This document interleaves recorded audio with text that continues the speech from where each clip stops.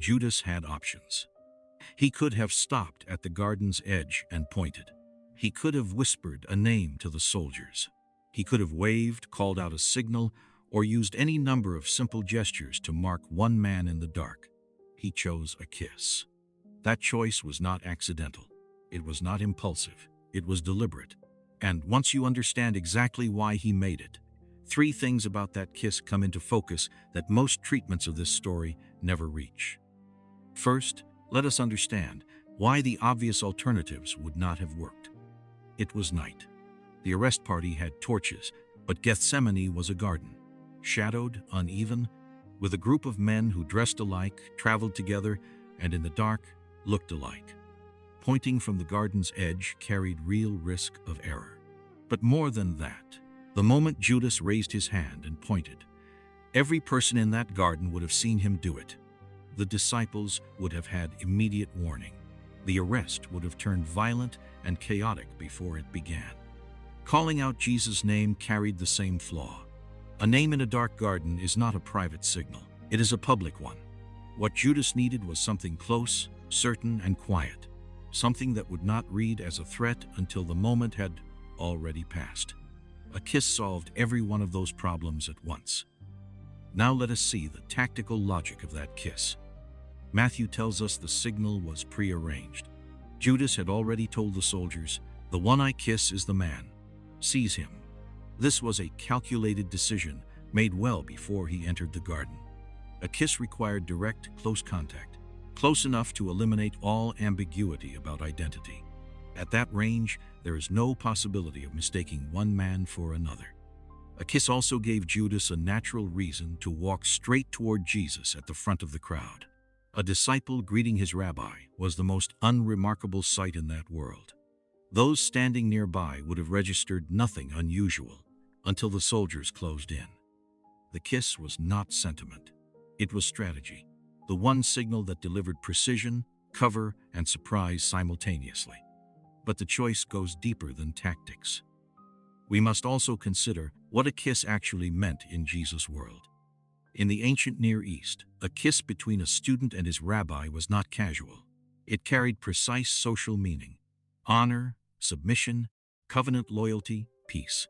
When a disciple kissed his teacher, he was making a declaration: "I am with you. You are safe. You have my full allegiance."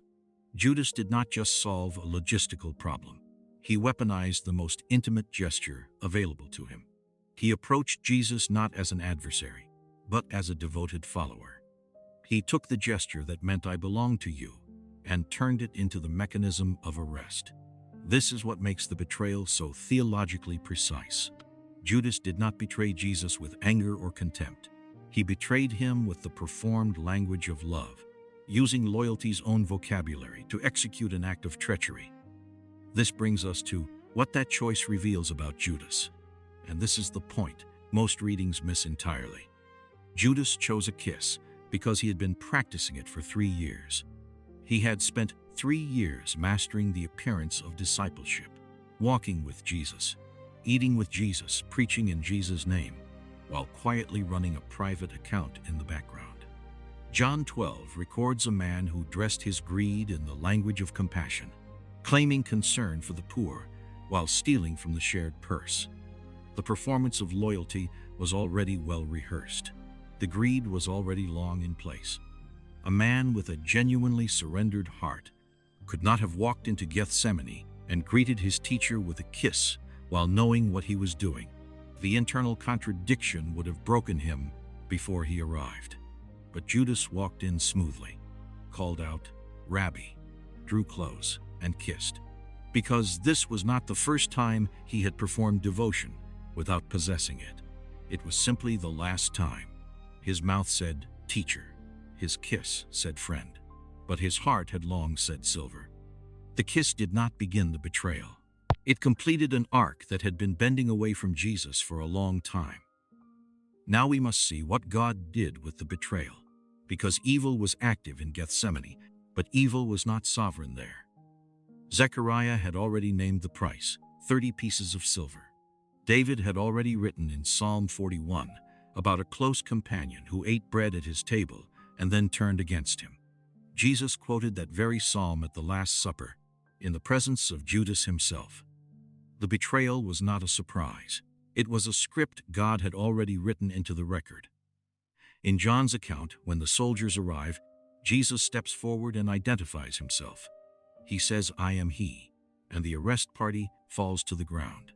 The very person Judas came to hand over was the one with enough authority to flatten that crowd where they stood. Judas did not hand Jesus over. Jesus surrendered himself. God permitted the most intimate gesture of that culture to become the instrument of betrayal, then used that betrayal to drive the story straight to the cross. Where the love Judas had performed falsely, Jesus demonstrated at full and irreversible cost. Finally, let us set Judas beside Peter, because the contrast between them is where the story lands on us. Peter denied Jesus the same night, with oaths and curses. Both men failed catastrophically in the hour when loyalty was most required. The difference is not the scale of what they did. It is what each man believed about grace on the other side of it. Judas saw his guilt and concluded that mercy was no longer reachable. He ran toward despair. But Peter wept and came back. He believed, even inside his failure, that Jesus could still restore him. And Jesus did exactly that. The gap between them is not moral. It is theological. A different estimate of what God does with people who have failed badly and know it. So why did Judas betray Jesus with a kiss? Tactically, because it was the only signal that could get him close enough, quietly enough, to identify Jesus without triggering immediate resistance. Culturally, because in his world, a kiss carried the meaning of loyalty and would not read as a threat until the moment had already passed. Spiritually, because Judas had rehearsed the performance of discipleship for so long that executing it one final time required no internal conflict at all. The kiss was not a moment of weakness. It was the natural output of a heart that had never fully turned. The question it leaves is not primarily about Judas. It is about what happens when the performance of faith and the reality of faith no longer coincide, and which side of that divide we are actually on. Subscribe to this channel for more biblical content that takes the text seriously enough to ask what it is actually designed to answer. Thanks for watching.